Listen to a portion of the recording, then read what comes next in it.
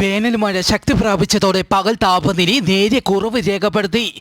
കേരളത്തിൽ കഴിഞ്ഞ 24 മണിക്കൂറിൽ രേഖപ്പെടുത്തിയ ഉയർന്ന അൾട്രാ വയലറ്റ് സൂചിക കോട്ടയം ജില്ലയിലെ ചങ്ങനാശ്ശേരി മാത്രമാണ് ഓറഞ്ച് അലർട്ട് പ്രഖ്യാപിച്ചിരിക്കുന്നത്.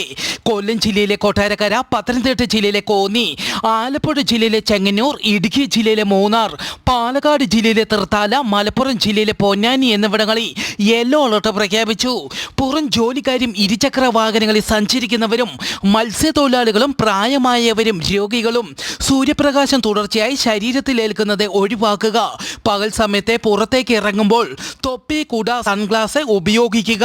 പാദരക്ഷകൾ ധരിക്കണമെന്നും അറിയിച്ചു. അർജന്റീനയിൽ ശക്തമായ ഭൂകമ്പം. അർജന്റീനയിലെ ലാറിയോജിന പ്രവിശ്യയിലാണ് ഭൂകമ്പമുണ്ടായത്. 5.8 തീവ്രത രേഖപ്പെടുത്തി.